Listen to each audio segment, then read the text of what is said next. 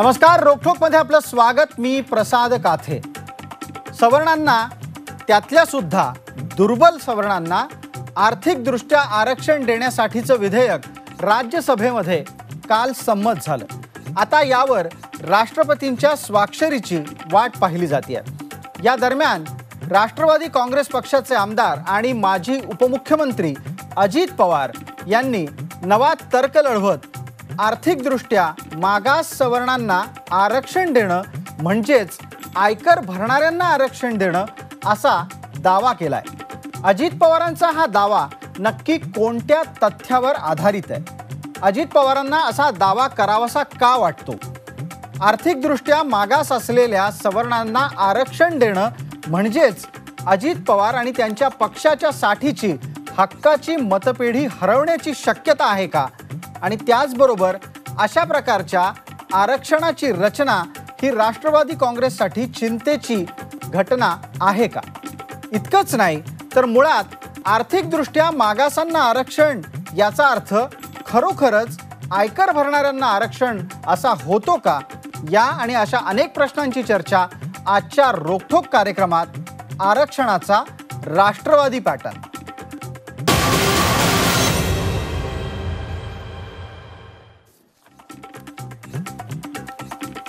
या संदर्भातली चर्चा सुरू करण्यापूर्वी आपण बाईटच्या माध्यमातून अर्थात बोललेल्या वक्तव्यांच्या माध्यमातून हा विषय कुठे कसा सुरू झाला याचा तपशील जाणून घेणार आहोत। राष्ट्रवादी काँग्रेसच्या वतीनं परिवर्तन यात्रा महाराष्ट्रात सुरू केली गेली आहे आणि त्यातून विद्यमान राज्य सरकारला बदलून तिथं परिवर्तन घडवण्याचा विचार राष्ट्रवादी काँग्रेसनं व्यक्त केलाय। या निमित्तानं महाड इथं झालेल्या सभेत बोलताना अजित पवार यांनी मागास आर्थिक स्वरूपातलं आरक्षण देणं अर्थात सवर्णांना आरक्षण देण्याच्या संदर्भातल्या विधेयकावर आपलं चिंतन व्यक्त केलं। परवा निवडणूक आता 3 का 7 मार्चला आचारसंहिता लागणार आहे। बरोबर 2 महिन्यांनी आचारसंहिता लागणार आहे आणि देशाच्या पंतप्रधानांनी सांगितलं काय की 10% आर्थिकदृष्ट्या मागासलेल्यांना आम्ही आरक्षण दिलं। आर्थिकदृष्ट्या मागासलेले जे कोणी असेल त्यांना आरक्षण दिलं। तुम्हाला माहिती आहे सवर्णांना 8 लाखापर्यंतची मर्यादा। ज्या माणसाला महिन्याला 66,666 रुपये मिळतात महिन्याला त्यांना आरक्षण दिलेलं आहे। वर्षाला 8 लाख। अरे ज्याला 1,500-2,000 रुपये महिन्याला मिळतात त्याला काय दिलं? आरक्षण द्यायचं होतं, तुमची दानत होती तर गरीबाला द्यायचं होतं। तुम्ही गरीबाचा काय विचार केला? 8 लाख रुपये वर्षाला उत्पन्न घेणारा माणूस इन्कम टॅक्स भरतो की नाही? मग इन्कम टॅक्स भरणाऱ्याला आरक्षण आणि जो दिवसभर काम केल्यानंतर संध्याकाळी त्याची चूल पेटते, दुष्काळ पडल्यानंतर त्या शेतकऱ्याला स्वतःचं कुटुंब जगवता येत नाही, अशा प्रकारच्या गरीबाला मात्र वाटाण्याची अक्षता। अरे कुठली नीती तुम्ही वापरताय?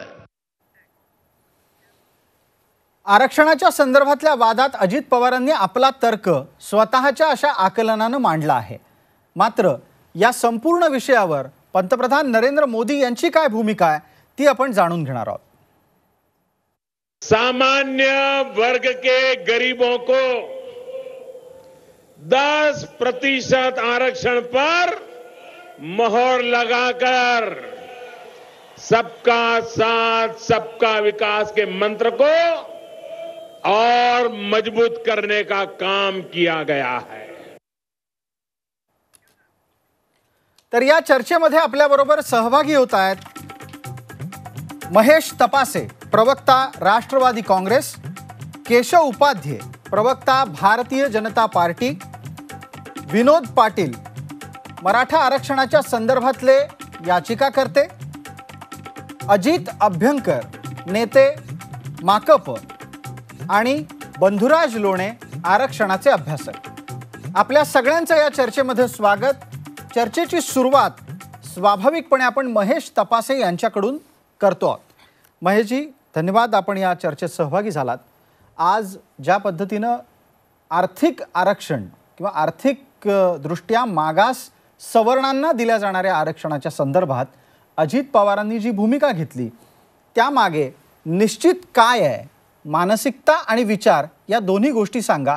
सगळ्याच मान्यवरांना या निमित्तानं मी एक छोटीशी विनंती करतो, कृपया वेळेची मर्यादा आपल्याला पाळायची असल्यानं नेमकं, मोजकं आणि थेट बोलूयात. या ठिकाणी खुल्या वर्गातल्या लोकांना 10% आरक्षण हे लोकसभा आणि राज्यसभेमध्ये मोदी सरकारने मंजूर करून घेतलेले आणि ते राष्ट्रपतीच्या सह्यासाठी ते देखील त्या ठिकाणी रवाना झालेलं आहे. आता नेमकं खुल्या वर्गातल्या मागासलेपणा आणि त्याचा आर्थिक निकष हा कसा ठरवला जातो हा प्रश्न आहे. जे सुरुवातीला आम्ही वर्तमान पेपरमध्ये वाचलं किंवा वेगवेगळ्या डिबेट्समध्ये वाचलं त्याच्यात असं झालं की 8 लाखाची उत्पन्नाची मर्यादा. आता 8 लाख ज्या कुटुंबाचं उत्पन्न आहे, आता कुटुंब म्हणजे काय, एक कुटुंब म्हणजे नवरा बायको हे कुटुंब किंवा त्याच्या 18 वर्षाच्या आतमधली मुलं की 18 वर्ष झाल्यानंतरची मुलं हे की त्या कुटुंबामध्ये पकडली जात नाही हे आपल्याला माहिती आहे. शासनामध्ये वेगवेगळे नियम आहे आणि जर ती 8 लाखाची मर्यादा असेल मग स्वाभाविक त्या कुटुंबाचं उत्पन्न म्हणजे 18 वर्षाच्या वयाची आतली ज्याची मुलं असतील आणि नवरा बायको दोन्ही कमवते असं एक युनिट आपण पकडलं तर साधारणपणे त्या कुटुंबाचं उत्पन्न हे 66,000 रुपयाच्या आसपास दर महिन्याला जातं. मग 66,000 ज्या कुटुंबाचं महिन्याचं उत्पन्न आहे तो स्वाभाविकरित्या टॅक्स म्हणजे टॅक्स भरणाऱ्या कुटुंबामध्ये किंवा टॅक्स भरणाऱ्या व्यक्तीमध्ये त्याची नोंद असते. आमच्या पक्षाची भूमिका अशी आहे की ह्या देशातल्या दीनदुबळ्याला सर्व वर्गातल्या लोकांना आरक्षण हे देत असताना आर्थिक मागासलेल्यापणा त्याचा तपासला पाहिजे. आणि ही मागणी आज जरी ही आजची आमची मागणी नाही, म्हणजे मागच्या उपमुख्यमंत्रीच्या काळामध्ये अजित पवारांची जर तुम्ही भाषणं ऐकली असती त्याच्यामध्ये त्यांनी खुलेआम सांगितलं आहे की आर्थिक निकषावर ह्या देशामध्ये तुम्ही आरक्षण लागू करा. आता केंद्रातल्या शासनाने भाजप सरकारने हे आरक्षण लागू केलं. आता येणाऱ्या काळामध्ये त्याचा रूल्स कसे बनतील, तो आर्थिक निकष कसा त्या ठिकाणी निश्चित केला जाईल हे पाहण्याची गरज आहे. पण मला असं वाटतं सध्याचा आरक्षणाचा हा जो गौड बंगाल आहे हा केवळ आणि केवळ फक्त निवडणूक समोर ठेवून आता जल्दबाजीने केलेला आहे. त्यांना करायचाच होता तर 4 वर्षाचा कालावधी ते थांबण्याची आवश्यकता नव्हती. अगदी. आपण आपल्यासोबत अजित अभ्यंकर आहेत. अजितराव, अजित पवार म्हणजे दुसऱ्या अजित यांच्याविषयी तुमच्याकडून मत अपेक्षित आहे. अजित पवारांनी ज्या आकलनाच्या आधारे ही भूमिका घेतली आणि महेश तपासे यांनी ती थोडी जास्त विशद करून सांगितली, त्यात एक वक्तव्य महेश तपासेंकडून झालं ते नोंद घेण्यासारखं आहे की उपमुख्यमंत्री पदाच्या काळात सुद्धा अजित पवारांनी आर्थिक निकषावर आरक्षण असावं अशी भूमिका घेतली होती. मात्र प्राप्त परिस्थितीत अजित पवार जी भूमिका मांडतायत ती न्यायोचित वाटते का आणि खरंच तशा पद्धतीची ती आहे का?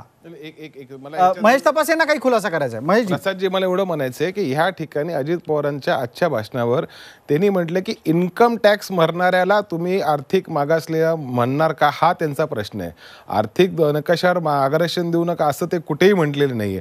आज ज्या कुटुंबाचं 66,000 रुपये इन्कम आहे तो त्या ह्याच्यामध्ये मर्यादेमध्ये बसतो का हा प्रश्न. अगदी. त्यांचं म्हणणं होतं ज्याला 1,500, 2,000, 3,000, 5,000 ज्याचं उत्पन्न असेल त्याला निश्चितपणे आरक्षणाचा फायदा मिळाला पाहिजे ही आमची भूमिका आहे. अगदी. अजित अभ्यंकर, आपण बोला, कारण आत्ताच्या निकषांमध्ये 8 लाख रुपयापर्यंत उत्पन्न असं म्हटलं गेलेलं आहे.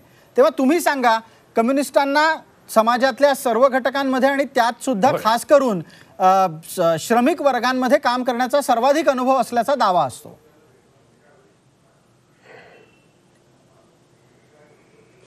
हे पहा, असं आहे की अजित पवारांचं जे स्टेटमेंट आहे त्याची चिरफाड करत बसणं हा काय आपल्या चर्चेचा हेतू असू शकत नाही. महेश तपासे यांनी जे स्पष्टीकरण केलेलं आहे त्या स्पष्टीकरणाच्या आधारेच आपण चर्चा करावी, ते जास्त फेअर होईल. आता प्रश्न असा आहे की इन्कम टॅक्स भरतो का भरत नाही हा निकष लावणं हे अतिशय चुकीचं आहे. याचं कारण इन्कम टॅक्स हा इंडिव्हिज्युअल असतो, हा व्यक्तीच्या उत्पन्नावरती असतो आणि 8 लाख रुपयापर्यंतचं उत्पन्न हे कुटुंबाचं आहे. आता व्यक्तीचं उत्पन्न 2.5 लाख रुपये आणि कुटुंबाचं उत्पन्न 8 लाख रुपये या दोन्ही गोष्टी एकच नव्हेत. तेव्हा हा पहिला मुद्दा. दुसरी गोष्ट, इन्कम टॅक्स भरण्याची ते कनेक्ट करणं म्हणजे याच्या पुढच्या काळात इन्कम टॅक्स न भरण्याचा प्रयत्न करा असा एक संदेश दिल्यासारखं पण होईल. त्यामुळे इन्कम टॅक्स पेईंग ही त्याची कुठली क्रायटेरिया त्या मागासलेपणाचं ठरवणं हे मला अजिबात योग्य वाटत नाही. कारण इथं अतिशय बडे श्रीमंत व्यापारी तर मुख्यतः इन्कम टॅक्स भरण्याच्या भानगडीत पडतच नाहीत, भरला तर अगदी नॉमिनल भरतात. तेव्हा त्याच्यामुळे हे इन्कम टॅक्सची चर्चा त्याच्यामध्ये आणणं हे अतिशय अयोग्य आहे. कृपा करून ती आपण बाद करून टाकूया. आता प्रश्न असा आहे की इन्कम हे 8 लाख रुपयाचं जे आहे, म्हणजे महिन्याला काय 66,000 रुपये वॉटेवर, त्याचा क्रीमी लेअर, आता आपण क्रीमी लेअरचा थोडक्यात विचार. आता ओबीसी मध्ये क्रीमी लेअरची जी व्याख्या आहे ती आपण कुठेतरी इथं त्याचा विचार केला पाहिजे. आता क्रीमी लेअरची व्याख्या करताना कुटुंबाचं जर उत्पन्न धरायचं असेल टोटल, आणि घरामध्ये जर 2 माणसं मिळवत असतील, तर याचा अर्थ त्यांचं प्रत्येकी महिन्याचं उत्पन्न 30,000 रुपये जर असेल तर काय समजायचं. तर माझ्या मते याच्यामध्ये थोडा फ्युचरिस्टिक विचार करणं सुद्धा आवश्यक आहे. तुम्ही आज तरतूद करताय, ही आज तरतूद केल्यानंतर त्याच्यामध्ये प्रत्यक्षात अंमलात यायला कोणतरी ऑब्जेक्शन घेतील, त्याच्याबद्दल काहीतरी होईल, ते सगळं लक्षात घेता. आणि हे निवडणुकीचा जुमला, याच्याबद्दल काही प्रश्नच नाही. म्हणजे तो काही माझ्या मते हा चर्चेचा विषय नाही. हा निवडणूक जुमला आहे, हा चर्चेच्या पलीकडचा मुद्दा, हे गृहीत आहे. म्हणजे केशव उपाध्याय यांच्याकडून आपण घेऊ. मात्र तुमच्या बोलण्यामध्ये आम्हाला 2 मुद्दे समोर आलेले आहेत जे प्रेक्षकांपर्यंत आपण पुन्हा एकदा पोहोचवू. नंबर 1, तुमचं म्हणणं असं आहे की आर्थिक निकषावर दिल्या गेलेल्या आरक्षणाला इन्कम टॅक्सशी जोडू नका, आणि कौटुंबिक उत्पन्न आणि व्यक्तिगत उत्पन्न या 2 गोष्टी वेगळ्या आहेत. आपण आता बंधुराज लोणे यांना पुढचा प्रश्न विचारतोय. बंधुराज, मुळात निकष काय असतील आणि आत्ताचे निकष कोणते, कुठले, यावर एक प्रश्नचिन्ह महेश तपासेंच्या चर्चेतून आलं. मला तुम्हाला असा प्रश्न विचारायचा आहे, आत्ताच्या घडीला आर्थिकदृष्ट्या मागासांना आणि त्यात सुद्धा आर्थिकदृष्ट्या मागास सवर्णांना आरक्षण देत असताना जे निकष लागले ते नवे निकष आहेत का, ते यापूर्वीपासून या देशात अंमलात आणले जातात?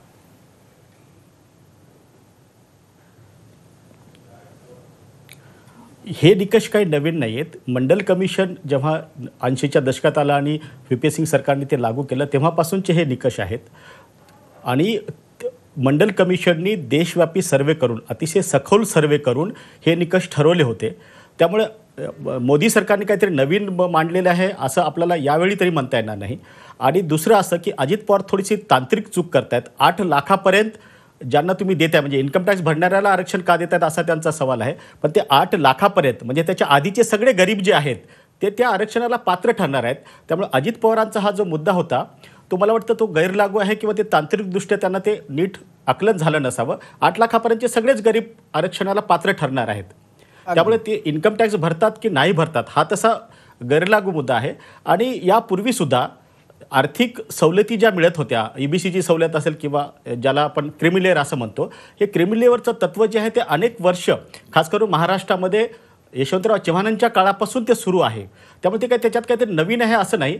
प्रश्न असा आहे की आज तो आपल्या चर्चेचा विषय नाही, पण प्रश्न असा आहे की आर्थिक आधारावर आपल्याला आरक्षण देता येणार का नाही देता येणार. अगदी बरोबर आहे, तुम्ही म्हणताय त्याप्रमाणे त्या विषयावरची चर्चा कधीतरी वेगळी होऊ शकते. मात्र आज इन्कम टॅक्स आधारित आरक्षण अशा प्रकारची चर्चा जी सुरू झाली आहे परिवर्तन रॅलीच्या निमित्तानं, त्याच्या अनुषंगाने आपण आजची चर्चा करतोय. आता अजित अभ्यंकर, मला लक्षात येत आहे की आपल्याकडे काही नवे मुद्दे आहेत, ताजे आहेत आणि ते मांडायचे आहेत. मात्र आपण प्रत्येकाला संधी देतोय. विनोद पाटील यांना प्रश्न विचारणार आहोत आणि मग या चर्चेचा पुढचा प्रश्न केशव उपाध्याय यांच्यासाठी असेल.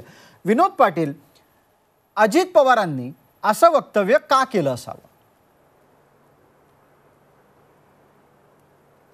नाही, मुळात प्रश्न असा आहे की काल जे सुवर्णांना आरक्षण जाहीर झालं, माझ्या अगोदरच्या वक्त्यांनी स्पष्ट केलं की याच्यामध्ये कुठल्याही नवीन प्रकारच्या अटी नाही. याच्यापूर्वी राज्य सरकारने आणि मागच्याही राज्य सरकारमध्ये ज्यावेळेस काँग्रेस राष्ट्रवादी काँग्रेसचं सरकार होतं, आज शिवसेना भारतीय जनता पार्टीचं सरकार आहे, यांनी जे काही मराठा आरक्षण सुद्धा दिलं त्याच्यामध्ये सुरुवातीच्या काळामध्ये 6 लाखाची क्रिमिनलची मर्यादा होती, ती आता 8 लाख केलेली आहे. म्हणजे हा नवीन पॅटर्न काही याच्यात अवलंबनात आलेला नाही आहे. आणि हे जे काही आरक्षण आहे, समजा आता हे केंद्रीय सेवेमध्ये लागेल, UPSC पासून रेल्वे ज्या काही परीक्षा असतील, परंतु माननीय अजितदादांनी जे काही त्या ठिकाणी सांगितलेलं आहे त्याची स्पष्टता मलाही अजून आत्तापर्यंत झालेली नाही. कारण की 8 लाखापेक्षा कमी मर्यादा जी आहे त्यांना याचा उपयोग होणार आहे. आमची तर सातत्याने मागणी, सुरुवातीपासून मागणी की सगळ्याच आरक्षणाला क्रिमिनल नॉन क्रिमिनलची मर्यादा लावावी व त्याची अट कमी करावी. म्हणजे ते 2-3 लाख रुपये जर असली तर ते सगळेच खालच्या वर्गाला त्याचा उपयोग होईल. आणि काही याच्यात नवीन नाही आहे. आणि आर्थिक निकषाचा जो प्रश्न आहे की एकदा क्रिमिनल नॉन क्रिमिनलची मर्यादा टाकायची ठरली म्हणजेच आर्थिक निकष आला, त्यात नवीन काहीच नाहीये. अगदी आपण केशव उपाध्यायांकडे आता पुढचा प्रश्न घेऊन जातोय. केशव उपाध्ये, या चर्चेमध्ये मुळात काय मुद्दा आहे आणि त्याच्यावर आतापर्यंतच्या तज्ज्ञांची काय मतं आहेत ती टप्प्याटप्प्यानं आपण ऐकली असतील. एक प्रश्न मी जो याआधी विनोद पाटलांना विचारला होता, आता मी तो तुम्हालाही परत विचारतो की अजित पवारांच्या या वक्तव्यामागचा हेतू काय आहे? प्रसाद काथे, मी सगळी चर्चा ऐकत होतो. महेश तपासेंचं मी ऐकलं आणि मी आपले बंधुराज लोणे यांचं ऐकलं, अभ्यंकरांचं ऐकलं. मी 4 मुद्दे मांडतो, अगदी मोजके मांडतो, थेट मांडतो. पहिला मुद्दा असा की या सगळ्या विषयामध्ये बंधुराज लोणे जसं म्हणाले की अजित पवारांचं त्याचं आकलन झालं नाही, असं मी म्हणण्यास धाडस करणार नाही. मुळात असं आहे की अजित पवार राष्ट्रवादीची ही वैशिष्ट्य खासियत आहे, कारण त्यांना द्यायचं काहीच नसतं, फक्त घोषणा आणि बोलायचं असतं.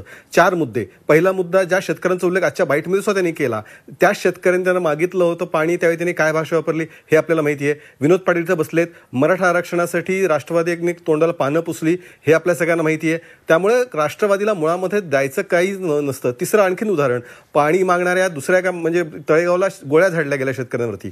त्यामुळे नुसत्या घोषणा करायच्या किंवा बोलायचं हे राष्ट्रवादीचं धोरण आहे. आज एक मोठा गट असा आहे समाजातलं की ज्या समाजातला अनेकांना असं वाटतं की केवळ आर्थिक परिस्थितीमुळे आम्हाला आरक्षण आम्हाला पुढे जाता येत नाही.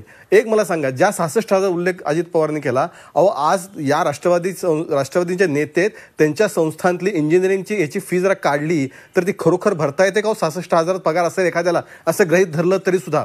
त्यामुळे जर तशा एका या राज्यातल्या, या देशातला एका मोठ्या समूहाला जर काही संधी द्यायची असेल तर ती राष्ट्रवादीच्या नेत्यांना मान्य नाही की या लोकांना काही पुढे जाता आलं पाहिजे, या लोकांना पुढे द्यायची संधी दिली पाहिजे. अशा प्रकारची भूमिका राष्ट्रवादीला मान्य नाही, असं एकूण या सगळ्या आजच्या विधानात दिसतंय. मगाशी हे आणखीन एक उदाहरण महेश तपास म्हणाले की उपमुख्यमंत्री असं होतं, ते असंच म्हणाले होते की आर्थिक आरक्षणावर ते असलं पाहिजे, पण ते नुसतं बोलायचं, करायचं काहीच नाही आम्हाला. ही राष्ट्रवादी हीच तर खासियत आहे.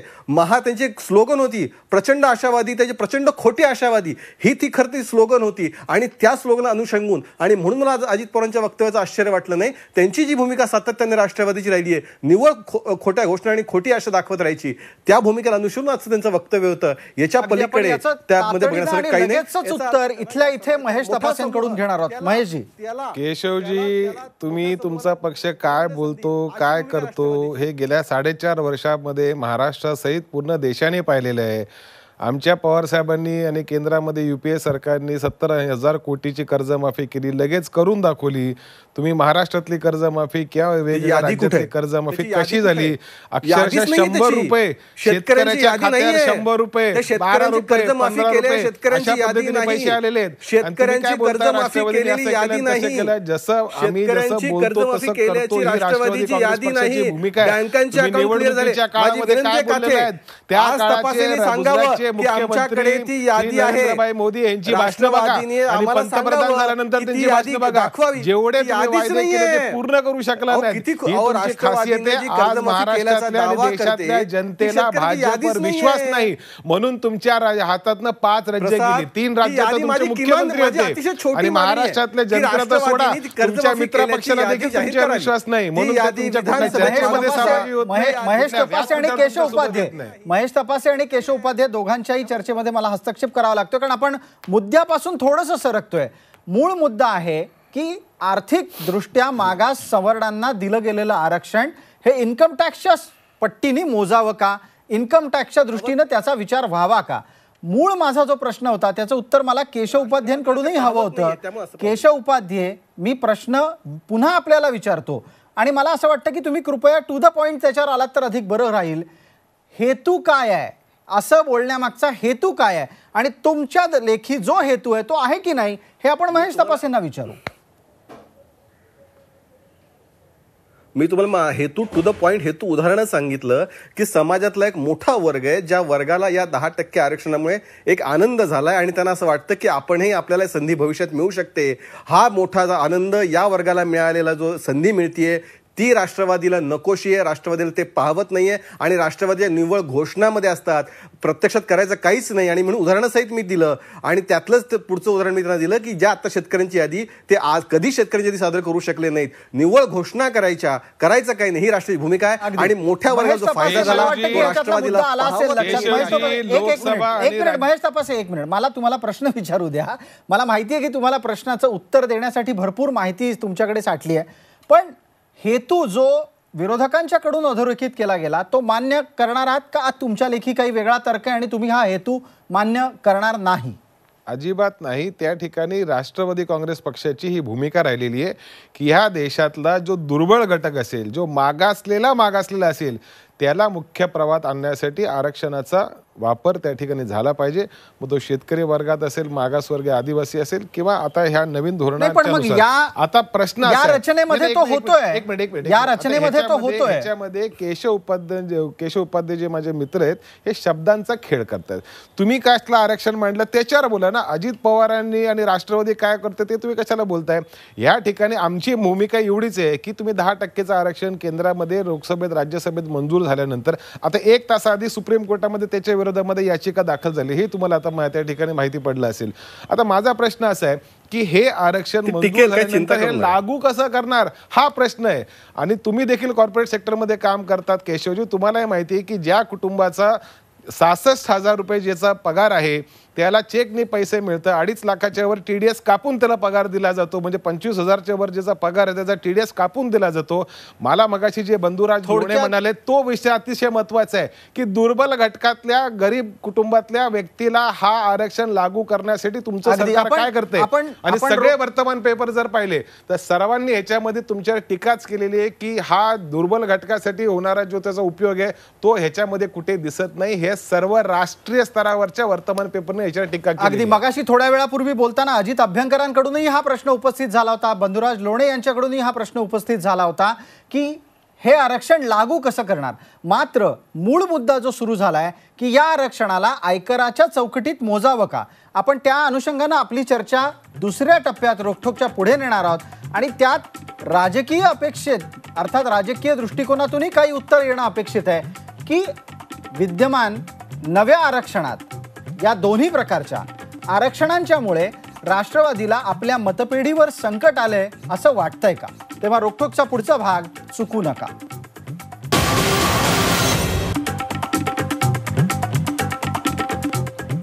नमस्कार, रोखठोकच्या दुसऱ्या भागात आपल्या सगळ्यांचं स्वागत.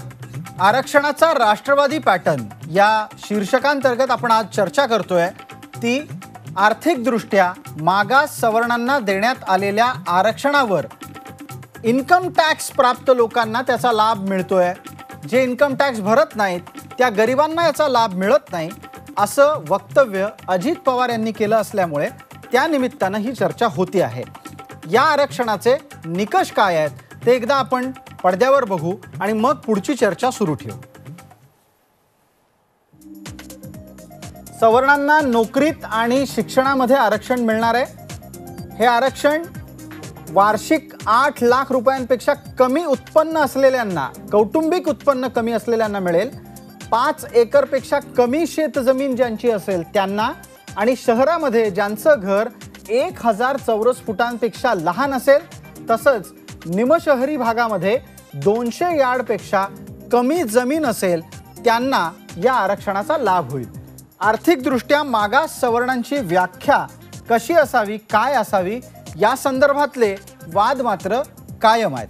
आपण चर्चेकडे परत येतोय. आपल्या सोबत आहेत केशव उपाध्याय, भारतीय जनता पक्षाचे प्रवक्ता, बंधुराज लोणे आरक्षणाचे अभ्यासक, अजित अभ्यंकर नेते माकप, आणि मराठा आरक्षणाच्या संदर्भात याचिकाकर्ते विनोद पाटील. तसंच माझ्याबरोबर स्टुडिओत आहेत राष्ट्रवादी काँग्रेसचे प्रवक्ता महेश तपासे. आपल्या सगळ्यांचं स्वागत.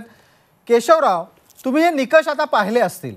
या निकषांच्या आधारे ज्या वर्गाला लाभ होणार आहे तो वर्ग आपल्यापासून दूर जाईल अशी भीती आता भाजप विरोधकांमध्ये निर्माण झाली आहे का, आणि त्या भीतीपोटी ही वक्तव्य होत आहेत का? मला वाटतं कदाचित तुम्हाला का हवा असलेला प्रश्न आलेला आहे. नाही प्रसाद, दोन गोष्टी आहेत. काही मुद्दे हे भारतीय जनता पार्टीच्या भूमिकेतून सांगतोय मी, काही मुद्दे हे निवडणुकीच्या पलीकडे असतात. त्याचं केवळ राजकीय तेवढा स्वार्थ आम्ही बघू इच्छित नाही. उलट समाजातला एक मोठा घटक, ज्यावेळी मराठा समाजाला आरक्षणाची भूमिका आली, त्यावेळी ज्यावेळी आरक्षण दिलं गेलं, त्यावेळी यावेळी महाराष्ट्राच्या मुख्यमंत्र्यांनी सांगितलं की हा विषय क्रेडिटचा नाही, हा विषय श्रेयवादाचा नाही, एका मोठ्या समूहाला आरक्षण मिळतंय, तो समाजाला संधी मिळते पुढे येण्याची, त्याचं आपण स्वागत केलं पाहिजे. आणि मला असं वाटतं 10% आरक्षणाच्या मुद्द्यातनं जे आत्ता दिलेलं आहे त्याच्याकडे सुद्धा त्या पद्धतीने बघितलं पाहिजे. मात्र दुर्दैवाने इतर राजकीय पक्ष, मग राष्ट्रवादी असतील किंवा बाकी सगळे असतील, हे स्वाभाविक आहे की त्यांच्यामध्ये ती अस्वस्थता आहे. एक तर ती हवी ती मतं जी मिळायची शक्यता होती ती नाही आहेत, मुळात विश्वासार्हता कमी असल्यामुळे. आणि त्यातून जर पुन्हा एकदा हा वर्ग भारतीय जनता पार्टीकडे जर आला तर आणखीन जो आहेच आहे तर आणखीन त्यांची पंचायत होऊ शकते. ही भूमिका राष्ट्रवादीची असू शकते. भारतीय जनता पार्टी पुरतं बोलायचं मी मगाशी पण सांगितलं. खरं म्हणजे आजही जर एखाद्या इंजिनिअरिंग किंवा अशा अन्य ठिकाणी जर कॉलेजमध्ये प्रवेश घ्यायचा असेल तर किती मोठ्या फी असतात हे आपल्या सगळ्यांना माहिती आहे. आणि जर अशा प्रकारे एका मध्यमवर्गीयाला, एखाद्या सर्वसामान्य उच्चवर्णीयातल्याला जर संधी मिळत असेल तर ती संधी मिळणं या राष्ट्रवादीच्या नेत्यांना पसंत नाही. या समूहातल्या लोकांनी शिकावं, त्यांचा पुढे प्रगती व्हावी, हे राष्ट्रवादीच्या लोकांना मान्य नाही. अशा प्रकारची भूमिका मला वाटतं बोलतानाही आपण आपली ही भूमिका मांडली होती. थोडी पुनरावृत्ती त्या गोष्टीची होती म्हणून मी आपल्याला थांबवतोय. आणि आता आपण बंधुराज लोणे यांना पुढचा प्रश्न विचारतोय. खरं तर तात्काळ आपण महेश तपासेंकडून याचं उत्तर घेऊ शकलो असतो, पण आणखीन काही नवे मुद्दे चर्चेत येऊ देत, मग आपण महेश तपासेंकडे वळू. बंधुराज लोणे, केशव उपाध्यांनी ज्या वर्गाची रचना मांडली आणि जो वर्ग या नव्या आर्थिकदृष्ट्या मागास सवर्ण या कॅटेगरीत लाभान्वित होणार आहे तो इतरांपासून भाजपकडे वळण्याची शक्यता आहे, अशा स्वरूपाचा एक तर्क या चर्चेमध्ये अधोरेखित झाला. तुमच्या लेखी आरक्षणाच्या नव्या निकषांनुसार आणि नवीन आरक्षण, मग ते लॉलीपॉप का असेना, पण जनमानसावर जर परिणाम करणारं असेल तर कोणता वर्ग हा राजकीयदृष्ट्या आपल्या भूमिका बदलू शकतो?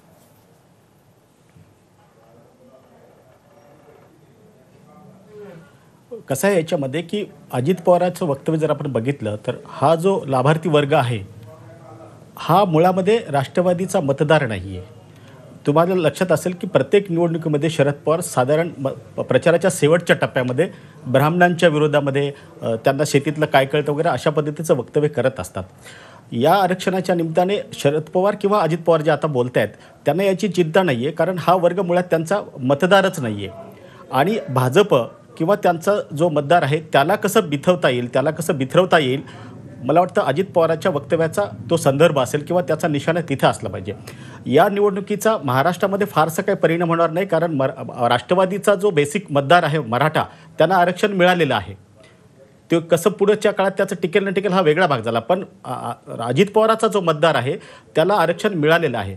या आरक्षणाचा भाजपला सर्वाधिक जो काय फायदा होईल तो उत्तर भारतामध्ये होणार आहे, खास करून उत्तर प्रदेशामध्ये, जिथं 78 जागा 80 पैकी आज भाजपच्या ताब्यात आहेत.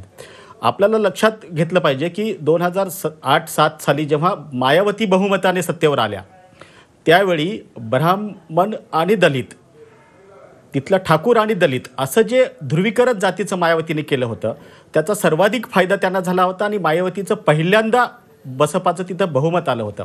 मला वाटतं हा जो ध्रुवीकरणाचा भाग आहे, हे जे जातीय पॅटर्न आहे हे भाजपला तिथं कुठेतरी तोडायचं आहे. कारण सप आणि बसप एकत्र आल्यामुळे वरचा जो वर्ग आहे ठाकूर आणि ब्राह्मण, खास करून जो ब्राह्मण उत्तर प्रदेशामध्ये 18% आहेत, त्याची भाजपला चिंता आहे. आणि देशव्यापी जो हा वर्ग आहे त्याला काय राष्ट्रवादीचं घेणं देणं लागत नाही आणि त्यांचा इथला बेसिक वर्ग आहे त्याला आरक्षण मिळालेलंच आहे. अगदी तुमचा मुद्दा लक्षात येतोय. तुमच्या लेखी महाराष्ट्रामध्ये भारतीय जनता पक्षाच्या मतदारांमध्ये बुद्धिभेद करणं हा अजित पवारांच्या आजच्या वक्तव्याचा एक सुप्त हेतू असू शकतो असं बंधुराज लोणे सांगतायत. आणि त्याचबरोबर बंधुराज लोणेंचं दुसरं एक महत्त्वाचं विधान होतं की या आरक्षणाच्या एकूणच खेळीमागचा मूळ उद्देश हा बुवा आणि बबुआ अर्थात सपा बसपाची जी युती झाली आहे उत्तर प्रदेशातली, त्यामुळे उभ्या राहिलेल्या आव्हानाचा मुकाबला करणं. अजित अभ्यंकर, आपण मगाशी चर्चा करत असताना एक दावा केलात की विद्यमान आरक्षणाची घोषणा म्हणजे अर्थात जी नवी आरक्षणाची घोषणा झालेली आहे ती आरक्षणाची घोषणा ही पूर्णपणे राजकीय जुमला आहे, एक नवं आश्वासन आहे. आश्वासन जरी मान्य केलं तरी पण श्रमिक वर्गावर या आश्वासनाचा काही परिणाम खरंच होईल का तो अजिबात होणार नाही?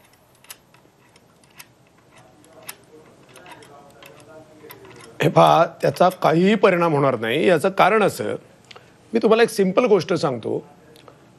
जेवायला जर बसला माणूस तर त्याला ताट लागतं आणि पाट लागतो आपल्या जुन्या पद्धतीप्रमाणे. हे सरकार काय करते, त्यांनी ताट हे दुसऱ्याच्या समोर ठेवलेलं आहे. अदानी, अंबानी, त्यांचे उद्योगपती त्याच्यासमोर सगळं ताट वाढून ठेवलेलं आहे. तुम्हाला तुमच्यासमोर ताट येणारच नाही अशा प्रकारची सगळी धोरणं आहेत. आलंच तर त्याच्यात फारसं काही असणार नाही याची काळजी आहे. आणि पाट मात्र 4 मांडून ठेवलेत. तेव्हा जेवायला फक्त पाट चालत नाही, त्याला ताट असावं लागतं समोर आणि ताटात काहीतरी असावं लागतं. ते सगळं तुम्ही खाजगी क्षेत्राकडे देताय. तर सगळ्या आता आरोग्य घ्या, आरोग्याच्या क्षेत्रामध्ये काय आहे, सगळं खाजगीकरण आहे. शिक्षणाच्या क्षेत्रामध्ये काय आहे, फिया किती घेतात शिक्षण सम्राट, त्याच्यावरती काही नाही. ते सगळं लाखोच्या म्हणजे दशलक्षामध्ये सगळ्या फीज चाललेल्या आहेत. आता तुम्ही आरक्षण तिथं दिलं, समजा उच्चवर्णीयांना सुद्धा 10% नाही 100% जरी आणखीन कोणाला आरक्षण दिलं तरी त्या शिक्षण सम्राटांच्या खाजगी कॉलेजेसमध्ये सरकारी अनुदान जोपर्यंत तुम्ही देऊन शिक्षण हे अनुदानित खऱ्या अर्थाने होईल असं जोपर्यंत बघत नाही तोपर्यंत या आरक्षणाला दुसरं काय म्हणणार? अगदी मगाशी केशव उपाध्यायांच्याकडून या संदर्भातला मुद्दा मांडला गेला होता आणि अजित अभ्यंकर आपण जे आक्षेप नोंदवलेले आहेत त्या आक्षेपांच्या संदर्भात आपण लगेच उत्तर इथून केशव उपाध्यायांकडून घेऊ. केशवराव, 2 मुद्दे इथे मांडले गेले. एक मुद्दा प्रकर्षाने बंधुराज लोणेंनी मांडला की महाराष्ट्रातल्या तुमच्या मतदारांमधला बुद्धिभेदाचा प्रयत्न, आणि दुसऱ्या बाजूला अजित अभ्यंकर म्हणतात श्रमिकांना या आरक्षणाचा काही लाभ होणार नाही आणि नाही तो श्रमिक वर्ग भाजपकडे वळणार आहे. मुळामध्ये उठसूट रशियाकडे बघून धोरणं आखणारे कम्युनिस्ट डावे लोक किमान या संस्कृतीप्रमाणे ताट आणि पाट्याच्या गप्पा मारायला लागले. हेच मोठं सगळ्यात यश आहे सगळ्यात पहिल्यांदा प्रसाद काथे. दुसरं असं, मी सगळ्यात आमचे मित्र बंधुराज लोणे यांनी जो मुद्दा मांडला बुद्धिभेद, राजकारणातल्या निवडणुकीत बुद्धिभेद करण्याचा मतदारांना परिणाम आहे. खरं म्हणजे याच्यामध्ये मी मगाशी सांगितलं, सुरुवातीला सांगितलं, काही निर्णय काही भूमिका या मतदार किंवा निवडणुकीपुरत्या बघायच्या नसतात. त्या मतदानाच्या पलीकडे समाजाच्या व्यापक हिताच्या दृष्टिकोनातून बघायच्या असतात. आणि त्यामुळे आमची या विषयातली भूमिका स्वच्छ आणि स्पष्ट आहे. आम्ही निवडणुकीपुरतं याच्याकडे बघत नाही, तर समाज पुढे जातोय त्या भूमिकेतनं आम्ही बघतो. समाजाच्या 4 वर्ष आधी त्याचं उत्तर देतो.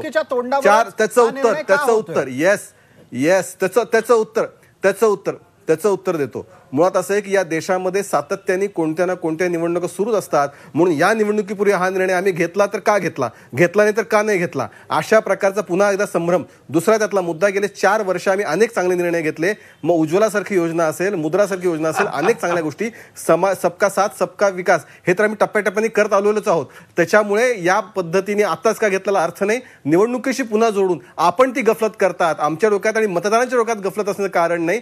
शेवटी एक व्यापक पुढे समाज जातोय, या भूमिकेतनं बघितलं पाहिजे. आमचा मतदार किंवा आमच्या मतदाराचा काय. चर्चेतला पुढचा मुद्दा घेतोय. महेश तपासेंना वारंवार चर्चेत सहभागी व्हायचंय, मात्र महेशजी थोडी कळ अजून काढा. विनोद पाटील यांना आता पुढचा प्रश्न आहे. विनोदजी, आपण श्रमिकांचा मुद्दा ऐकला आणि त्याचबरोबर भाजपच्या मतदारांमधल्या बुद्धिभेदाचा मुद्दा ऐकला.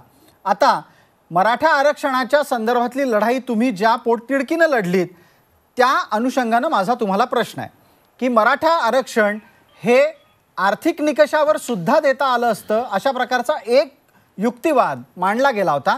मात्र आता देण्यात आलेलं आरक्षण हे जवळपास त्या अनुषंगानं जवळ जाणार आहे. तेव्हा हे नवं आरक्षण एका बाजूला 16%, दुसऱ्या बाजूला सवर्णांना देण्यात आलेलं 10% आरक्षण, हे सगळं आरक्षण पाहता मराठा वर्गामध्ये काय प्रतिक्रिया आहे?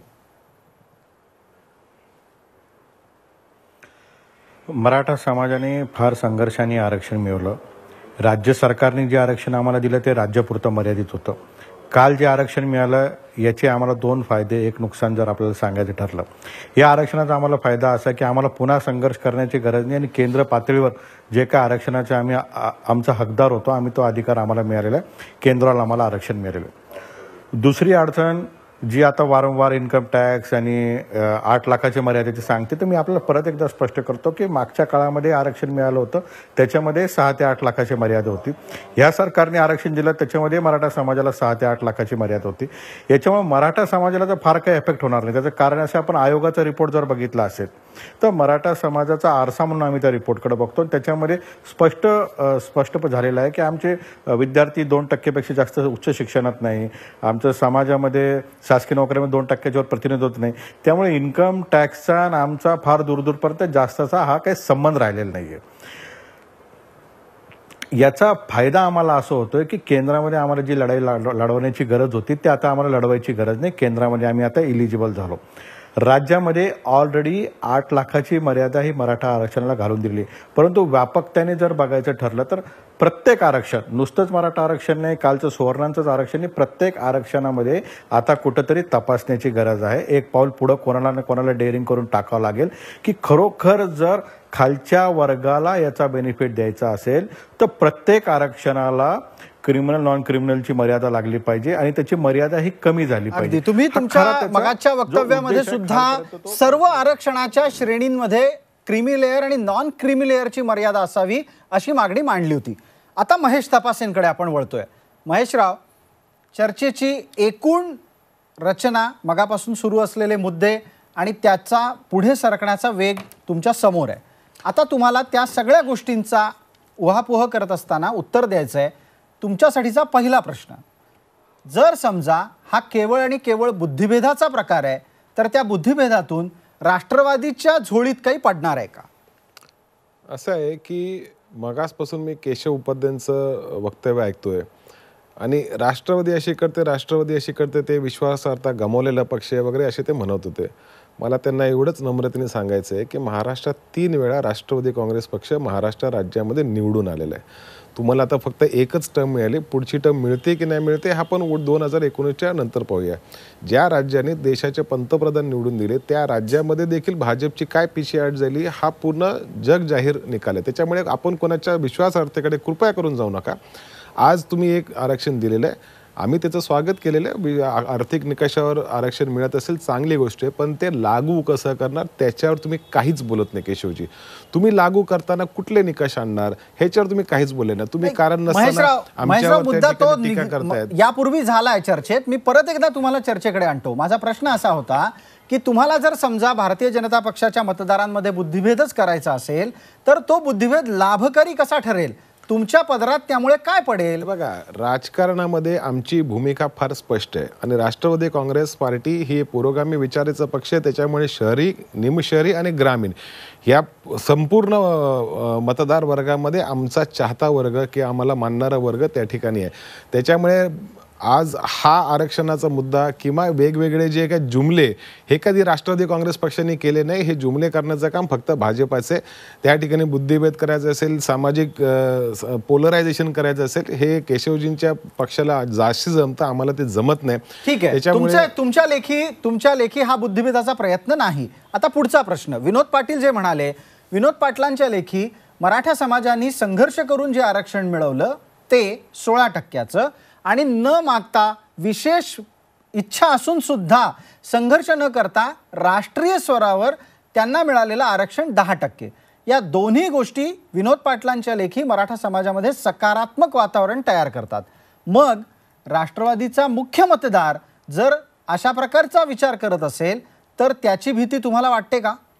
अजिबात नाही, कारण मराठा समाजाला आरक्षण द्यावं ही आमची मागणी नव्हे, आम्ही ते देऊ केलं होतं. म्हणजे मागच्या सरकारमध्ये मराठा समाजाला हे आरक्षण आम्ही दिलंच होतं.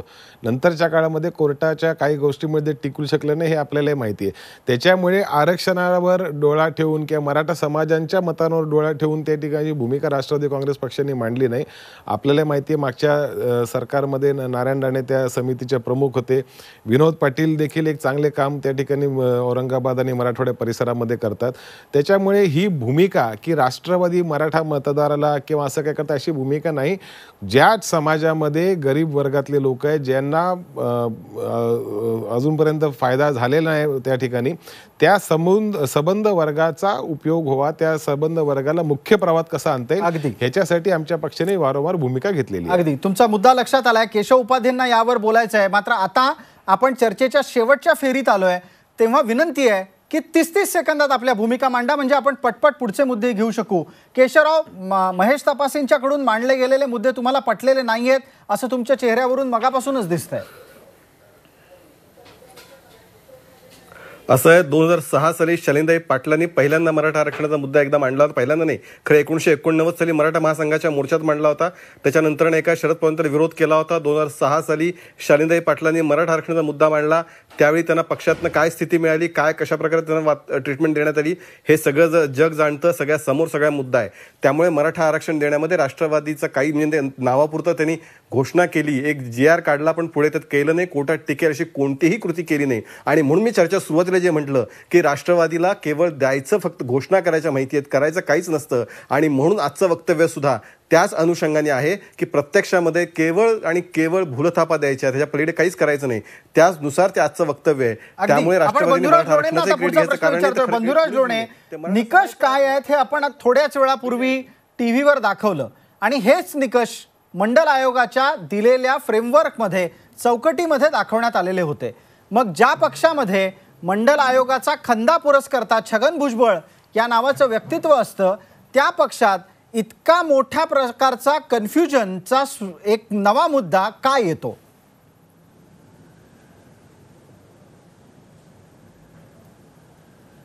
राष्ट्रवादीमध्ये ते काही कन्फ्युजन आहे असं मला वाटत नाही. ती त्यांची जाणीवपूर्वक खेळी आहे.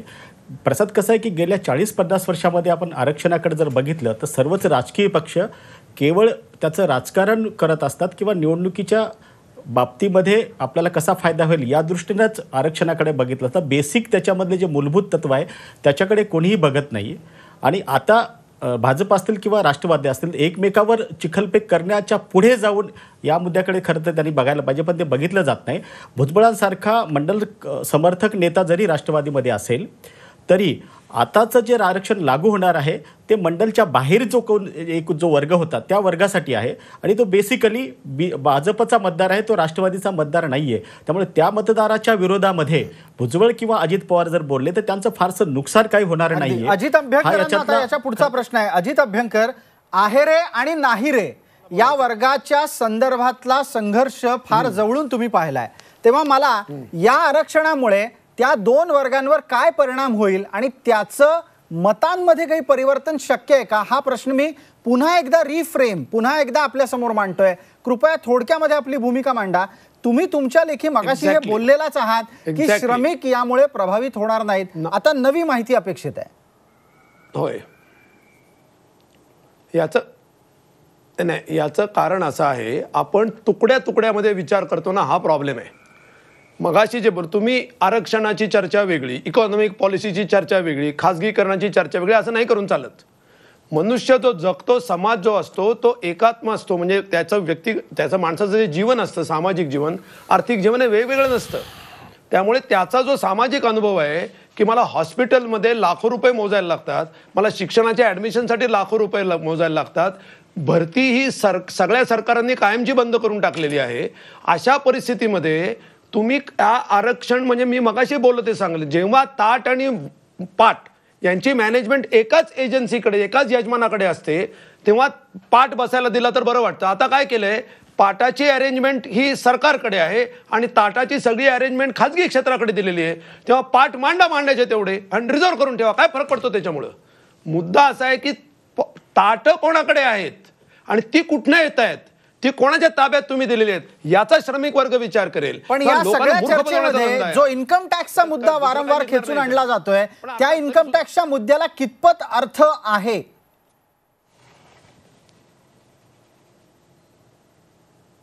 इन्कम टॅक्सच्या मुद्द्याला आहे बघा, मी मगाशी सांगितलं की तुम्ही इन्कम टॅक्स देत नाही आणि इन्कम टॅक्स देतो हे जर मानले तर या देशातले जे ब्लॅक मनी होल्डर्स आहेत आणि ब्लॅक मनी प्रचंड ज्या लोकांकडे आहे, ते इन्कम टॅक्स कसा बुडवायचा किंवा कमी उत्पन्न कसं दाखवायच्यामध्ये माहीर आहेत. त्याच्यामुळे त्यांची व्यवस्था करण्यासाठी इन्कम टॅक्स, आणि जे प्रामाणिकपणे टॅक्स भरतात किंवा ज्यांना भरावा लागतो, सॅलरी अर्नर्स आहेत, त्यांना वाघाच्या तोंडात दिल्यासारखं होईल. तेव्हा ती इन्कम टॅक्सशी कनेक्ट करणं ही चुकीची गोष्ट होईल. म्हणूनच सांगतो मी की याच्यामध्ये जे निकष आहेत ते ठरवणं आणि ते लागू करणं हा प्रॉब्लेमॅटिक प्रश्न आहे. आणि म्हणून ती मर्यादा जी आहे ती 8 लाखाची थोडीशी अति जास्त नाही, परंतु थोडीशी खाली आणायला नक्कीच वाव आहे असं मला वाटतं. तर अगदी ते एक खऱ्या अर्थाने सकारात्मक त्याचा आणि गरिबाला वेगळा जास्त विचार फायदा या होईल. निमित्तानं आपण मांडलात की जी आर्थिक निकषांच्या अंतर्गत देण्यात आलेली मर्यादा आहे उत्पन्नाची, ती कौटुंबिक उत्पन्नाची मर्यादा 8 लाखावरून 6 लाखांपर्यंत आणायला हरकत नाही. अजित अभ्यंकर यांनी हा मुद्दा मांडला. आपण चर्चा इथे थांबवतोय कारण कालमर्यादा आपल्या समोर आहे. आपण सगळ्यांना या निमित्तानं मी आभार मानतो, धन्यवाद देतो. आपण सर्वजण या चर्चेत सहभागी झालात त्यासाठी. मुळात आर्थिकदृष्ट्या मागास सवर्णांना आरक्षण देण्याचा मुद्दा आणि त्यानंतर सुरू झालेली चर्चा ही राजकारण विरहित असणं शक्यच नाही. कारण घेतलेला निर्णय हा जितका राजकीय दृष्टिकोनातून आहे तितकाच तो सामाजिकदृष्ट्या बदल अपेक्षित करणाऱ्या एका चळवळीशी सुद्धा निगडीत आहे. मात्र त्याची अंमलबजावणी ही तितकी प्रभावीपणे असेल का आणि येत्या काही दिवसात त्यामुळे होणारे राजकीय बदल हे कोणाला अपेक्षित असतील तेच पाहणं अत्यंत महत्त्वाचं ठरेल. आज रोखोकमध्ये इतकंच. ताज्या बातम्यांसाठी पहा झी 24 तास. रहा एक पाऊल पुढे.